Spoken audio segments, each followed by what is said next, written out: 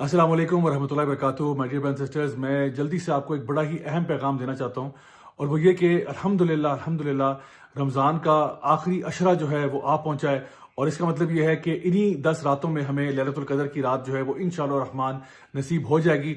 उसके लिए मैंने और आपने क्या करना है, आइए मैं आपको 10 पॉइंट्स के अंदर अंदर ये बात समझा देता हूँ कि हमें इस अशरे में क्या करना चाहिए। सबसे पहली बात तो ये कि आप और आपके घर वाले अपने आप को मेंटली, फिजिकली, स्पिरिचुअली तैयार कर लें कि बस इन 10 रातों में हमने खूब मेहनत करनी है।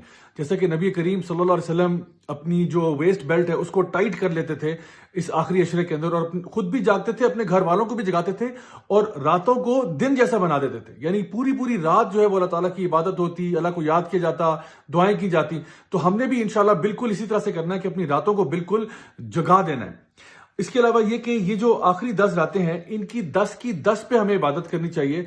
वैसे तो लैलतुल क़द्र की रात जो है वो ताक रातों में से एक रात होती है, यानी कि 21 को आएगी या 23 को या 25 को या 27 को या 29 को।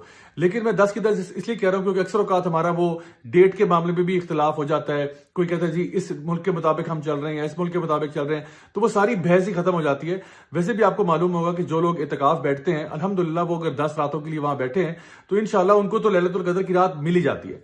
अब ये लैलतुल क़द्र की रात इतनी अहम क्यों है? अल्लाह सुब्हानहू तआला फरमाते हैं लैलतुल क़द्री खैरुम मिन अल्फ़ि शहर। ये ऐसी रात है जो 1000 महीने से बेहतर है, यानी 1000 महीने के बराबर नहीं है, 1000 महीने से बेहतर है, यानी तकरीबन 83 ईयर्स की वर्शिप से ज्यादा बेहतर है। तो इस रात में जो भी आप इबादत का काम करेंगे, चाहे वो जिक्र हो, तिलावत हो, सदका खैरात हो, कुछ भी हो, आपके लिए वो ऐसे लिखा जाएगा जैसे आपने एक पूरी जिंदगी 83 ईयर्स से जायद का अर्सा उसी इबादत को करने में गुजार दिया। सो आखिर क्यों हम फिर इस टाइम को जाया करेंगे? हमें चाहिए कि इसका मैक्सिमम फायदा उठाया जाए। अच्छा, अब ये बात कि कुछ ऐसे काम जो कि हम कर सकते हैं कि हमें पूरी रात की इबादत का अजर मिल जाए। उसके लिए एक हदीस नबी करीम सल्लल्लाहु अलैहि वसल्लम की, जहां पे आपने फरमाया कि जो शख्स भी इशा की नमाज जमात के साथ पढ़ता है उसके लिए आधी रात की इबादत लिखी जाती है। फिर एक और हदीस में फरमाया कि जब वो फजर की नमाज जमात के साथ पढ़ता है तो उसके लिए बाकी की रात जो है वो भी इबादत में लिखी जाती है। तो सिर्फ अगर आप इशा और फजर जमात के साथ पढ़ लें, अल्हम्दुलिल्लाह आपको पूरी रात की इबादत का अजर मिल जाएगा। एक और हदीस में आप सल्लल्लाहु अलैहि वसल्लम ने बात इरशाद फरमाई कि जो शख्स भी इमाम के साथ क़यामुल लैल करता है, यानी कि तरावी की नमाज पढ़ता है, इमाम के साथ शुरू करता है, इमाम के साथ खत्म करता है, उसके लिए भी पूरी की पूरी रात इबादत में लिखी जाती है। और एक और हदीस जहां पे आपने फरमाया कि जो शख्स रात के क़यामुल लैल के अंदर 100 आयात या उससे जायद की तिलावत करता है तो उसके लिए भी पूरी रात इबादत की लिखी जाती है। तो आप अगर ये 3 काम सिर्फ कर लें, चाहे मर्द हज़रात तो ऑब्वियसली वो मसाजिद में करें, खवातीन वो अगर घर में करना चाहें, तो उसका फायदा ये होगा कि आपको सिर्फ ये 3 काम करके आपको 3 दफा पूरी वो रात आपकी इबादत में लिखी जाएगी। अल्लाह अकबर! कितने बड़े यानी हमारे लिए अजर का मौका है अगर हम इसको अडॉप्ट करना चाहें तो। फिर एक और चीज ये कि जितना आप सदका कर सकते हैं आप वो करें। कोशिश करें कि जिस तरह थोड़ा थोड़ा भी अगर रोज का आप निकालना चाहें आप निकाल सकते हैं। तो किसी दिन का भी अगर इंशाअल्लाह रहमान उसमें लैलतुल क़द्र की रात हुई तो वो आपके लिए बहुत बड़े अजर का बायस होगी। वैसे भी नबी करीम सल्लल्लाहु अलैहि वसल्लम जो है वो एक तेज हवा के झोंके की तरह इन आखिरी अशरे के अंदर अल्लाह की राह में खूब सदका खैरात करते। उसके अलावा कुरान मजीद को पढ़ना, या फिर इसके साथ साथ आप कोई लेक्चर्स भी अटेंड कर सकते हैं जहां पे कुरान और हदीस की तालीम दी जा रही हो, तो उनको पढ़ना, सीखना, समझना।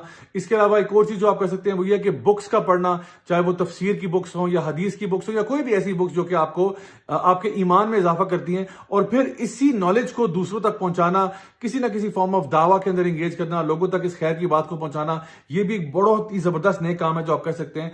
And last but not least, अल्लाह ताला से दुआ करना, खास तौर पर वो दुआ जो कि नबी करीम सल्लल्लाहु अलैहि वसल्लम ने सईदा आयशा को सिखाई, अल्लाहुम्मा इन्नका अफ़ून तुहिब्बुल अफ़्व फ़अफ़ु अन्नी, कि ए अल्लाह तू माफ करने वाला है, तुझे माफ करना पसंद है, या अल्लाह मुझे माफ कर दे। और ये ऐसी माफी है my dear brothers and sisters कि जो हमारे गुनाहों को धो के रखते, यानी ऐसे गुनाह के आप समझें कि आप क़यामत के दिन अल्लाह सुब्हानहू तआला के सामने खड़े होते हैं और आपको ये कहा जाता है कि आप जन्नत में दाखिल हो जाएं, यानी आपके गुनाहों को बस मिटा दिया जाता है। कि हम सब यही नहीं चाहते कि अल्लाह ताला हमारे गुनाहों का तज़किरा भी ना करे, बस हमें बगैर हिसाब के जन्नत में भेज दे। तो इंशाल्लाह ये दुआ जो है ये कसरत से मांगे, अल्लाहुम्मा इन्नका अफ़ून तुहिब्बुल अफ़्व फ़अफ़ु अन्नी।